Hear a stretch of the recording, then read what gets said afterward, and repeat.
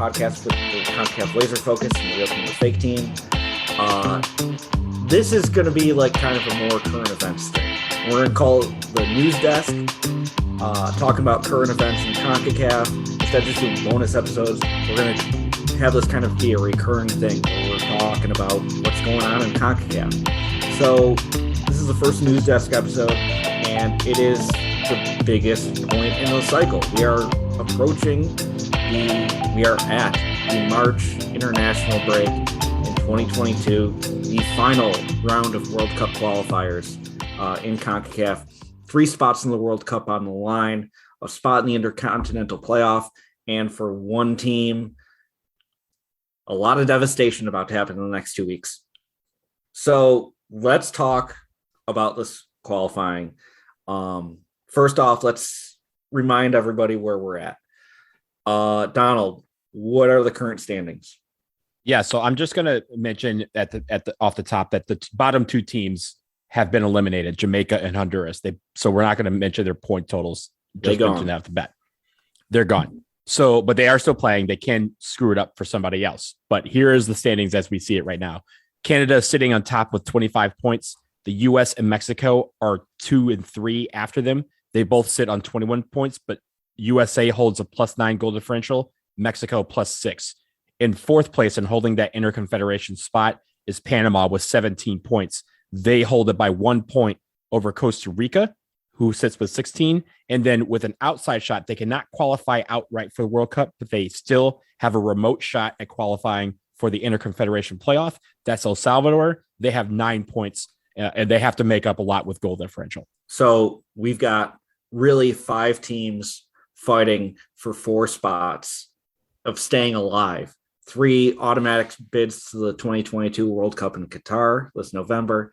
And then one team will get a date with likely New Zealand in June for another spot in the main tournament. So the first thing we're going to do is kind of go through these rosters. We have all 8 rosters right now. So we'll go team by team in order of the FIFA rankings and just kind of hit the main points as to the big surprises with these rosters. First, subject of our laser focus that we just dropped recently, and that is Mexico, ranked 12th in the world. Jonathan, what can you tell us about Mexico's squad? So, I mean, the big takeaways from Mexico's squad is it's a lot of the guys that you are familiar with and are expecting to be in this team. I'm not going to read out word for word, who all these players were, but, you have Chucky Lozano is back with this team, Diego Lainez being included, Tecatito Corona, Raul Jimenez. But, I mean, I think the big surprises from this list is the fact that no Andres Guardado, no Funes Mori, Cata Dominguez, and then Osvaldo Rodriguez are all out. So the fact that they're going to go into this final round without their captain, Andres Guardado. All right. So, yeah, Raul Jimenez is going to be carrying a lot of the load as far as scoring for Mexico. I do want to point out now with CONCACAF's dumb yellow card accumulation rules, 2 yellow cards is a 1-game suspension. And these are all massive, massive games. And for Mexico, they've got a bunch of players sitting on a yellow, and they've got a rivalry game with the U.S. coming up. Alexis Vega, Hector Herrera, Jesus Corona, Jesus Gallardo, Luis Romo, Nestor Araujo, Raul Jimenez. All of them are sitting on a yellow card right now. So they get not every player sitting on a yellow card is going to be playing in all these games, but all of them are a caution away from a suspension. It's great that you mentioned Hector Herrera because there was wide reports that he had picked up a second yellow card and that he would be out for that Mexico game. However, our friend John Arnold, after we got done recording with him, he mentioned to me that Hector Herrera is, as you mentioned, only sitting on a yellow. And despite some of the journalists out there who are saying that he would be suspended for the Mexico-United States game, he will be eligible to play for that game. He still will sit out if he gets a yellow in any of these matches. So that is El Tri's squad as they look to lock down a bid for the World Cup. Next up, we've got the United States of America sitting 13th in the FIFA rankings. Donald, tell me about this U.S. squad.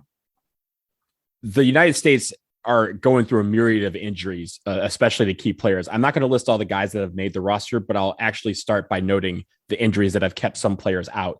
For the goalkeepers, Matt Turner, who is arguably the starter, he's out. Serginho Dest was on this roster, but right before he was able to get to camp, he suffered an injury. He's out.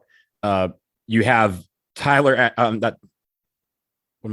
Weston McKennie is out. Brendan Aronson, just a couple of days ago, he suffered an injury. He's out. So you have a lot of key guys who are not going to be on this roster for the United States.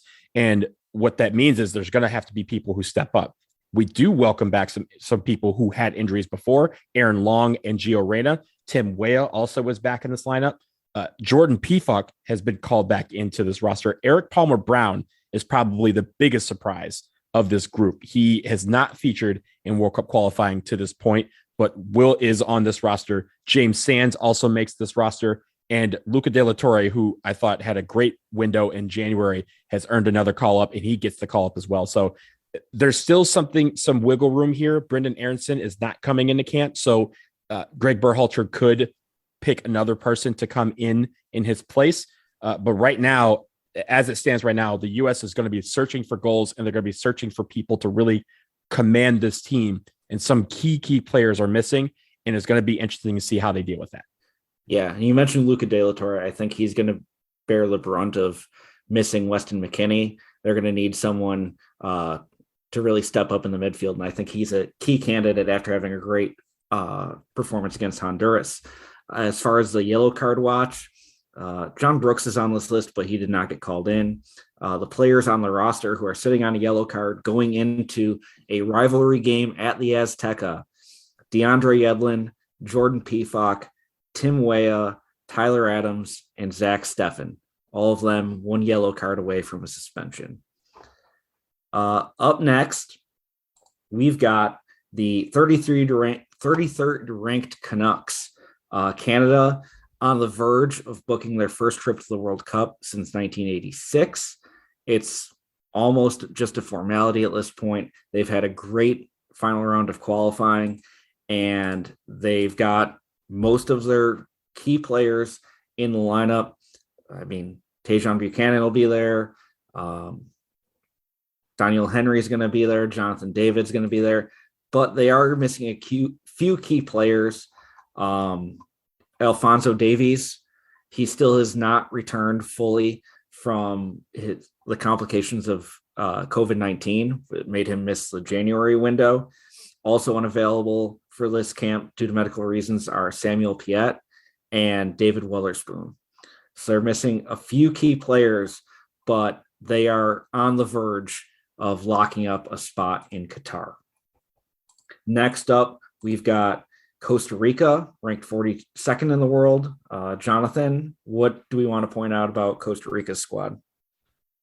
I mean, when you look at this Costa Rica squad, it is like it's been throughout qualifying. It is a lot of those guys that have been a part of this team for a very long time. I mean, you still see the likes of Brian Oviedo, Ronald Matarrita, Kendall Waston, Johan Venegas, Brian Ruiz.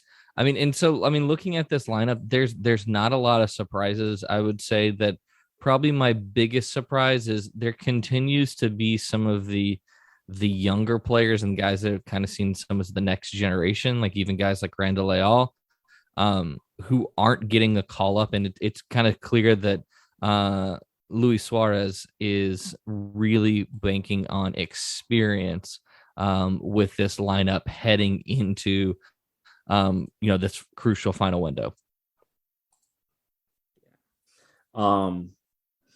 Next up, we've got the Reggae Boys, Jamaica, ranked 62nd. They're done, but Donald, tell me about the Reggae Boys squad for this window. Well, they have most of their guys back, except for Mikel Antonio. He's really the main person who was missing from this roster, but you have Leon Bailey, Andre Gray, Andre Blake is back in goal. Damian Lowe and those type of guys are still on this roster. So again, they may be here, and they've brought in some younger guys as well, because I think they're trying to, look towards the future. There's obviously some more things that they can qualify for down the road, and they want to start gelling what lineup that they do have together, especially with some of these guys that we've been talking about, some of these dual nationals that have been coming into the fold for Jamaica recently. So with the exception of Michael Antonio, you have a pretty strong lineup. And as I mentioned on the Mexico Laser Focus podcast, we have a team that's going to come up and try to disrupt one of these other teams. They know they're not going to make the World Cup, but they can disrupt someone else from doing that. And I think that's their plan here. Now, I do want to rewind 1 second. I forgot to drop the accumulation information for Canada and Costa Rica. So let me catch up on that real quick. So Canada is sitting on a yellow right now. Atiba Hutchinson, Charles Andreas Brim, Liam Fraser, Lucas Cavallini, Mark Anthony Kay, Richie Larea, Samuel Piet, who is out, and Steven Estacio. It is worth noting that Daniel Henry and Sam Adekugbe both received yellows in their last match and will be missing their first match of this window. For Costa Rica, they've got a lot of guys who may be missing crucial games for them. Adrian Martinez, Brian Oviedo, Brian Ruiz, Celso Borges, David Guzman, Francisco Calvo, Jefferson Brenes, Jewison Bennett, Joel Campbell, Jonathan Moya, Keisha Fuller, and Ricardo Blanca Mora all have yellow cards. Not all of them are in the roster, but that's a lot of guys who might be missing very, very crucial games for Costa Rica. All right. So housekeeping done. Let's catch back up.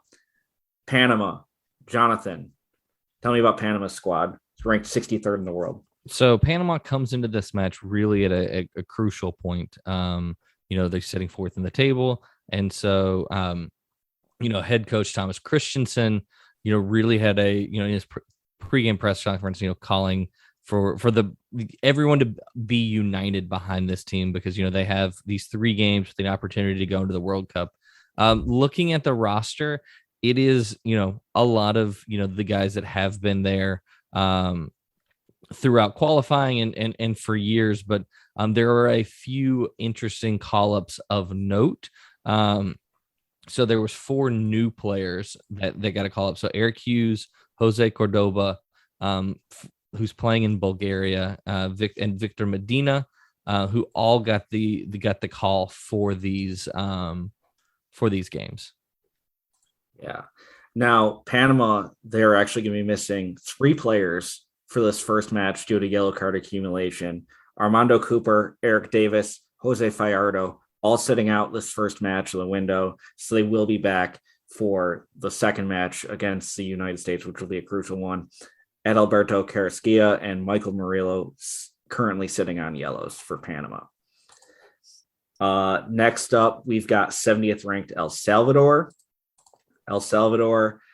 Hugo Perez has called in a squad, his normal squad. Nothing super notable except that Eric Duenas Hernandez was named to the roster, will not be able to participate. He tested positive for COVID-19, so he will be missing this window. They do have a bunch of players sitting on yellows: Alex Rodan, Alexander Larine, Brian Tamakis, Eric Zavaleta, Isaac Portillo, Marvin Monterosa, Pablo Puned, and Roberto Dominguez. Not all of them on the roster, all of them sitting on a yellow card and a game away from suspension. And then finally, we'll just touch on Honduras. Honduras ranked 78th in the world. They are done. This is an opportunity for them to really work in some new names into their roster. Brian Acosta from the Colorado Rapids, notable name for American soccer fans. Yeah, Honduras, they can play spoiler, but they don't necessarily have a lot to play for here. As far as their, and they've had some mutiny-esque issues, right? Like we've talked about it on this show before, and this is the chance for them to kind of, go back to the drawing board and kind of start over and really form a new foundation of a team. Yeah. They've got 2 players who will be serving suspensions in this first game, Alfredo Meja and Wisdom Kwai. I assume that I pronounced those incorrectly, but I tried, and trying matters. So those are the squads we've got going into this crucial March window. Jonathan, what is the schedule for these crucial, I'm going to keep saying crucial World Cup qualifiers? Well, I think the big thing to note is, after a 2-game window no, I take that back. So after, the 3-game window of January, we're again back to another 3-game window. And so looking at this, we're just going to go kind of match day by match day. And then I think kind of hit on a few of these matches. So we have Jamaica versus El Salvador at Independence Park, Panama v Honduras, Mexico versus the United States, and then Costa Rica versus Canada. I know everyone is going to circle that Mexico-United States game, but looking at the other 3, how are you guys feeling? What are you watching? So for me, I mean, guys, we're American fans. So there's one game that I'm looking at. It's Panama versus Honduras. And it's not because Costa Rica, Canada is another one, but I think Panama, if Honduras can steal points from Panama, that will all but end their quest, or Panama's quest to get to the World Cup, at least outright. So that is what I'm looking at, because I know Honduras has not won a match yet during qualifying, and Panama has been very, very strong at home. But if those points are stolen, that will really open up door for both the United States and Mexico to qualify outright. See, I don't even think that game's worth looking at. Panama is not going to lose that game. Panama has lost 2. Crazier things have happened. Panama has lost 2 home qualifiers in the last 4 cycles combined. They are very, very good at home. Honduras is not good right now. Period. Panama, they're going to be playing desperate. We know what it's like when Panama is playing and they are desperate for a result. They're going to go get that result. Just write down and pen those 3 points. Like it's not even worth sweating over. The thing that's going to interest me is this Costa Rica-Canada match, because I don't know how Canada's going to treat this. They know they only need 1 result to get into the World Cup. They can book a ticket and have a huge party in the next match day, but they can be spoilers for Costa Rica. If Costa Rica needs a 9-point window here, and if Canada prevents that, it helps Mexico, it helps the US, it helps Panama. Everyone is going to be rooting for Canada in that game. I don't know if they can go into Costa Rica without Alphonso Davies and get a win. It took sending Costa Rica to Edmonton to get a 1-0 victory up there. That's expecting Costa Rica to drop points here is a lot, but I think that's the most crucial match of this first match day. Yeah, I would agree with Eric, because when I'm looking at this, I want, instead of it being 4 teams going for 3 automatic spots and a playoff, I don't want Costa Rica to get those points and make it, 5 teams looking for 4 spots. That's when it gets a little bit dicey. And I think from a US perspective, that's really what I'm looking at. So moving on to match day 13. So we have Canada versus Jamaica, El Salvador v Costa Rica, the United States versus Panama, and then Honduras v Mexico. What do you think is the most important game of this round? I mean, we're all going to agree that US Panama is going to be the game, because effectively the US can lock up a spot ahead of Panama with a win here. Effectively, that's not 100%. There are various other scenarios. But I do want to point out that regardless of what happens in that first match on Thursday, Canada at home versus Jamaica, they're going to win that game and be in the World Cup. And that is a huge, huge, huge thing for that country and for CONCACAF to have another emerging power just kind of assert themselves and be in the conversation for the top of CONCACAF. Canada can finally put a period on the end of that sentence. So for me, I like the Canada Jamaica pick, but for me, it's El Salvador versus Costa Rica. And I think it's because, of course, it'll depend on what El Salvador does in the first match day. But again, they have an outside shot at qualifying via the Interconfederation playoff. To do that, they need 9 points, and they need Costa Rica to lose 3 times. This is one where they are going to be going after it and throwing everything at Costa Rica in this game because they need to win this game. This will be this is going to be the game for them. If they have won their first game against Jamaica, this is really going to tell the tale and see if they are able to make this work. Yeah, I mean, I think that those are, the El Salvador Costa Rica game is the game that I'm keeping an eye on because I expect Mexico to get those points at Honduras, and so I would not be surprised if El Salvador was able to hold Costa Rica. And then now, finally, looking at the last match day. Well, hold on, I do want to just rewind because we all talked about like the other games, but we really do need to talk about the U.S. Panama game, because that is most crucial for us personally. The math is not necessarily there if the U.S. doesn't get 3 points in this match. Like, this is the must win of must wins.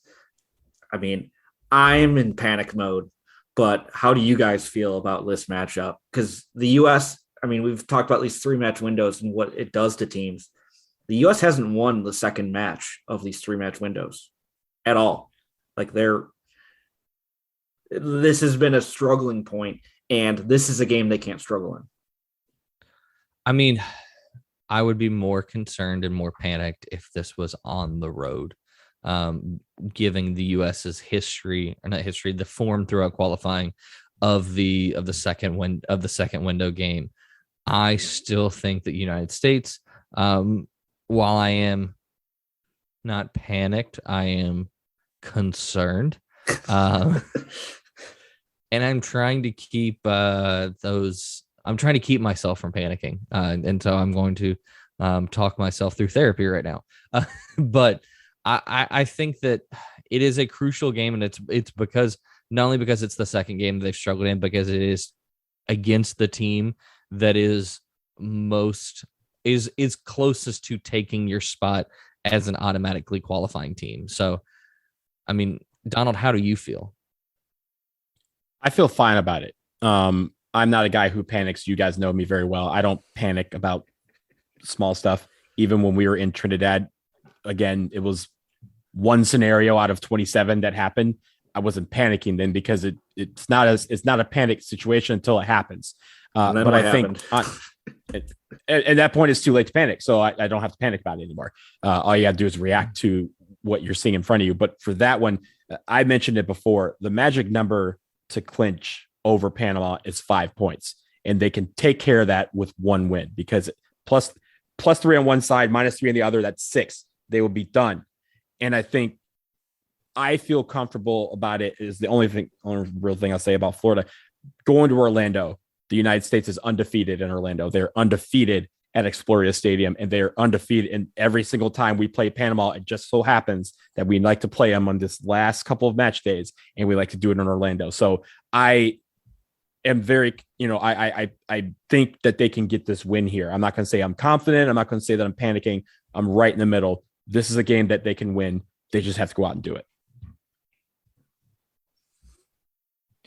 All right. So we're going to move on to match day 14. Final match day. We have Panama versus Canada, Jamaica v. Honduras, Mexico v. El Salvador, and then finally Costa Rica versus the United States. What are you guys looking at for this match? I mean, Costa Rica, United States. The U.S. has not gotten a point in Costa Rica since 1985. I pray that we do not need any points in that this is a vacation and we don't have to worry about getting a result. But talk about having anxiety. If we're get on that flight to San Jose and we need a result, not going to be great. Not going to be great at all. That's how I see it. This is the game. But if you're looking at other games, I think it's Panama, Canada, only because, again, Panama is going to be in desperation mode at this point. They could be They could be in third, they could be in fourth, they could be in fifth. Who knows? But for them, they're going to definitely need 3 points out of that game. As you mentioned, Eric, they are very, very good at home, and they get a Canada team who has not yet lost during qualifying. But how do they approach a game where in all likelihood, they will have already qualified for the World Cup and they can rest people or play whoever? They can call in, any Canadian who has 2 legs to play that game if they wanted to. So how do they approach that game? That could really have an effect on Panama. And again, 3 points will be vital for them at this point if they want to stay in the running for either third place, fourth place in the World Cup. Yeah, I would say that, I'm looking at the Costa Rica United States game, and, Eric's stat that he just gave about it being the U.S. hasn't picked up a point in Costa Rica since 1985 is why I go back to all of the big brain media types that have talked about, going weak at Azteca because, you're more likely to get a point at Costa Rica. No, I think that ain't it. Yeah. And so, I think, we're going to know where the U.S. is coming into that game. But it is just an important matchup there. Yeah. And I mean, you assume Mexico is going to get the result they need against El Salvador. That should lock up a bid for them. Panama's going to be in desperation mode. Canada will be on vacation, and Costa Rica, US, we'll know Monday if that's going to be a big deal or not. Wild times. All those games kick off at the same time. It will be interesting having everything happening at once. Let's hope it, as a US fan, I hope it goes better than 10-10-17. Me personally, it would be nice. All right. So that's the schedule we got laid ahead of us. We went through the squads, went through the standings. We'll see what ends up happening. It's as big as it gets for World Cup qualifying in CONCACAF. But before we wrap up, let's do some postcards to the pod. We put out a shout for listener questions, and let's talk about it. First question is from our friend Tyler. He goes by @AO Toledo Drum. His drum has a Twitter account. So the drum is asking a question. It's drumming up a question. With all the injuries over the last week or so, what are the chances the USMNT qualify? Donald, do you want to lead off? The chances are still good, ladies and gentlemen. The chances aren't excellent. The chances aren't great, but they're still really good. And that's all I'm going to say. Yeah. I mean, I think I don't want to game plan scenarios where they don't. It goes back to, I'm trying not to panic.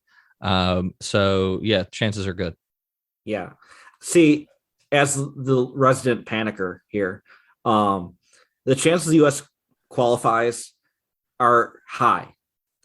They're higher than they feel, but they're not as high as you would like them to be. And I think they're not 100%. That's why. And Eric, you're not the only one who's out there panicking. The reason why people are panicking is because it's not 100%. Yes. And that's the only reason. When you're coming off 2017, where that night in 2017, where it was one of 27 scenarios, 26 out of 27 scenarios, and everything is cool. We got this. And it's just that little one. And since that little one, you're just, until it says 100.000%, you're going to have that Wikipedia. On Wikipedia, you go to the name and it has a green box next to it as qualified. That's fine. I was going to say, I still won't believe it then. I will feel confident when we get the World Cup draw. That's when I'll feel confident. Yeah. I will say shout out VAR, because VAR is still in place. Something that, Eric, if you remember back in 2017, everyone talks about the fabled phantom goal that Panama didn't score because it literally never crossed the line and they called it a goal anyway. Under VAR, in theory, those shenanigans should be kept to a minimum. Yeah, I was gonna say this is CONCACAF. In theory. In theory. Theory only goes so far in CONCACAF. Yeah, I was gonna just say, you really trust CONCACAF to appropriately apply the rules of video assistant refereeing? We do this podcast for a reason, because this is all very dumb. Yes. So always game plan for the fact things will get dumb. All right. Thanks, Tyler, for the question. This one comes from at the 94th minute. I believe they're from Wales. So obviously very interested in the CONCACAFing. Really appreciate the support. Question is, which countries do you think have the best possibility of getting into the final round of qualifying who are not already in it in the future? Who could be the rising stars of CONCACAF? Jonathan, is there a team that you look at as like the next cycle could be the team that steps up? I mean, I think some of that could be teams that are in this. I think Jamaica has a chance to make a step up, and I think even a team like El Salvador, who's young, has those opportunities. If I'm looking at teams outside of outside of the octagonal, I'm going to look at a team like, I think St. Kitts is really close to taking a step up. Like, I know Suriname and Curacao were really good last cycle, but my concern with them is they had a lot of stars who were a bit older. And so I don't know what that next step up, but I know St. Kitts has some young players that are they're in the process of getting their feet and making that jump up. I like that pick. But I'll also throw a shout out to the Dominican Republic. I mean, they were very close to qualifying for that second round, and in the second round, anything can happen. It was just the final day match. They went to Panama and lost, which everyone tends to do. So I think, and they have the new coach. We talked about them on the Laser Focus a few weeks back, and I think they, if they keep developing the way they are, they could be good. But also, Puerto Rico is kind of in that same boat of just like, they just need the right moment and they need the right player to come along. They're starting to get kind of a foundation in place. And once these teams get foundations in place, who knows when the opportunity arises for them to make that leap and if they take it. Yeah. And Jonathan mentioned Curacao. I think they are the prime candidate. I think that the key thing for them is dual nationals, because of their close relationship with the Netherlands and Holland. Like, there are a lot of players out there who they are going to be able to get signed up as that program elevates, and it has over the last few years. The key thing about this question is that, talking about the possibility of getting into the final round of qualifying in the future, it's likely that the final round of qualifying this next cycle will include a lot of these teams, because with US, with Mexico, with Canada being hosts, they're all likely to get automatic bids to the next World Cup. And it's possible that CONCACAF could have up to 3 more bids. It could be a more wide open version of qualifying, and a lot of these countries will get a shot. And who takes that opportunity and really grabs a hold of it, I'm looking forward to seeing. Not only do we get the additional 3 spots with the expansion to 48, there's also going to be that tournament that takes place like a month before the World Cup starts, where an additional 2 CONCACAF teams would qualify for that tournament. And it takes teams from around the world for the final 3 spots. So you have an opportunity for some of these teams that are right on the cusp to really make a leap for it, especially as we see some of these traditional, powers start to decline.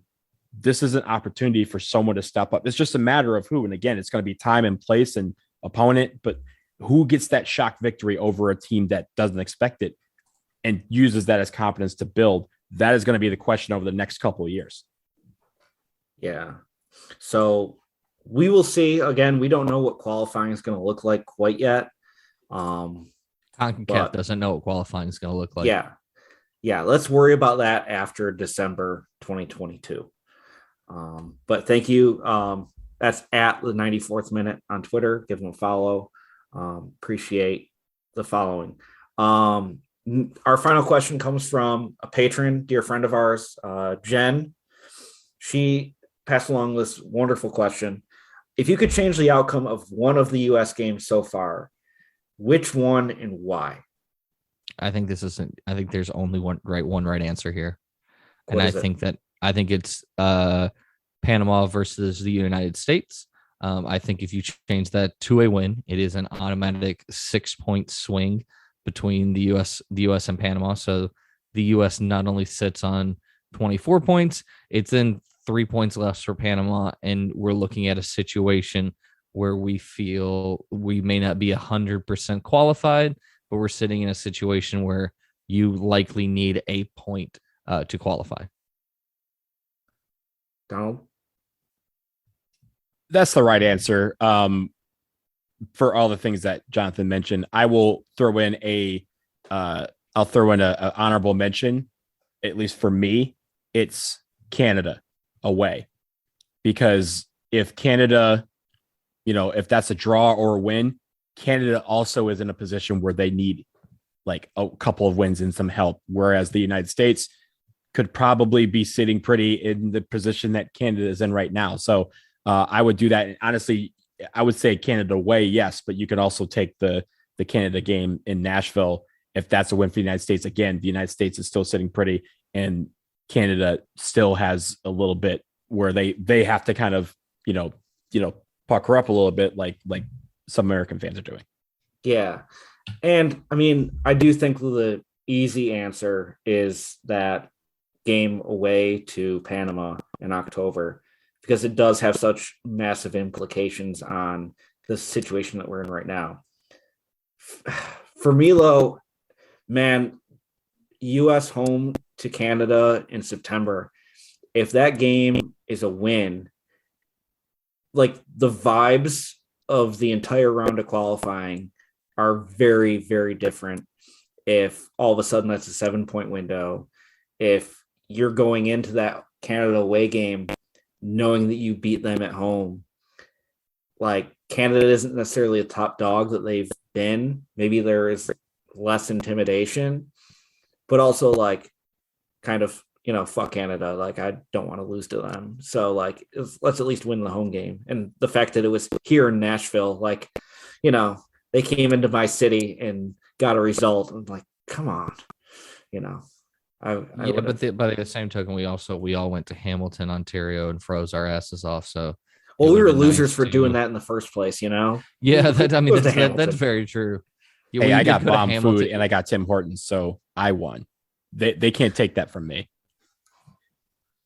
Yeah, I mean, if that game in September is a victory, and does that change how the rest of the final round goes for Canada? Do they end up putting that game in Hamilton? Maybe they end up playing that game somewhere else. If things are different, I don't know. Maybe it would have avoided us having to go to Hamilton, Ontario. Maybe you never know. Gone to Vancouver. Yeah, butterfly effect. Like, think life could have been so much easier. I mean, 2 more points would be enough to have like a drastically different view on this window right now. Well, it's just like, how they say about football, right? Every play changes the play, right? Like every single play, you have a set of scenarios, and then something happens, and then you reshuffle the deck and you get a new list of scenarios. And you just, that's so early. If that happens, we're the pace car. The United States is the pace car and not Canada. And they may react differently. Yeah. Just, I think such an underrated part. And we talk about like lists for lineup decisions, like who plays who plays in which game, and like talking about rotations and things like that. Like everything about qualifying also falls on the vibes. Like you want to have confidence, you want to feel good about things. It's not necessarily like the results clearly matter, but the way you perceive the results also impacts how you view qualifying as a whole. And if the US is sitting on top with 7 points after that first window, maybe things feel more optimistic. Maybe you don't go into Panama and lay an egg like that. Maybe when you do have to go to Canada, you're like, oh, we beat these guys. You play a different game and you lock up a point. Like, you don't know how it changes it, but it would have been nice to start off especially the home schedule with a win, because, I mean, 2 points out of the first 2 games was not ideal. But great question. Really appreciate everyone that submitted, but that about wraps us up. Obviously, a huge window. Donald and I are going to be traveling to all of these U.S. games. We're going to be at the Azteca for U.S. Mexico. We're going to be in Orlando for USA Panama. I will be drinking around the world, so I'll report from Epcot Mexico and Epcot US and Epcot Canada to get the CONCACAF vibes from Disney. And then, of course, we'll be heading to San Jose, Costa Rica for the final match of the window. So we'll have a lot of content there. Can I break some kind of news real quick? Yeah, sure. I will not be in Costa Rica. What? Yes, I will not be in Costa Rica. I will be traveling somewhere very, very far away. I was selected to attend the FIFA World Cup draw. So get the fuck out. Yeah, that happened. So, oh man, holy! So I'm missing it for a shit. reason. So, damn it, we better qualify before I have to get on that plane, because I cannot leave it where I'm going to a World Cup draw. We're not in it. So do this for me, U.S. men's national team, please. That's amazing. Jonathan and I had no idea. This is literally breaking you both news didn't. on the podcast. You both didn't. Very few people know. I wanted to tell you guys because I was looking forward to going to Costa Rica. But yes, I will be missing it for that reason. Okay. All right. I guess I'm gonna have to hold it down in Costa Rica. Hold it down for me. Yeah. So we got breaking news here on the first real news desk edition of the World of Concacaf podcast. So yeah, I'm sure Donald's gonna have some content from the draw. I mean, whether the US is in it or not, there's gonna be CONCACAFing going on. So I might just throw us in the bowl anyway. Just throw the little. Yeah, can you bring like an extra ping pong ball in your pocket? Yeah, I'm just gonna throw the ping pong ball in the like. Oh, did the U.S. get? Oh yeah, well, it's weird. They're in here twice, so we're in. They're in here. They're in here twice. I guess we'll choose which pot we want to be in. You know. Yeah, I mean, Donald, this is really. I know we joke about this all the time, but this is now really your chance to really grease the palms of CONCACAF to get us down to Miami. I mean, there is not a better time and opportunity for us for you to get that taken care of. I will try to take care of that. I'm also going to Miami in May, just on actually going for DC United, but I will go down there and I will literally plant myself on the front steps and be like, hey, who wants to talk? We got some things some business to discuss. It's the meme, let me in. Exactly. Fence. Yeah. That's going to be Donald at CONCACAF HQ. But thanks for listening. Keep up with us. Enjoy the CONCACAF World Cup qualifying. It's the thing that I love most about following soccer is World Cup qualifying, because the tournament is clearly the biggest sporting event in the world, but the process of a team getting there is what makes it magical. And we are getting to the conclusion of a multi-year process. And with COVID and with the format changes, throwing VAR in the middle of a round, it's been a very unique cycle, and we are about to wrap it up. So we'll wrap this up. Follow us at POSTCARDS on Twitter, Facebook, Instagram. Like I said, we'll be traveling. We'll have some content. It's at PODCACAF on all socials, and follow us on subscribe to us on Patreon, patreon.com/PODCACAF. Give us some support. And anything else, guys? Nothing else from my side. Let's get it. Yeah. That's all I got to say. US better fucking qualify. That's all I'm going to say. All right. See ya.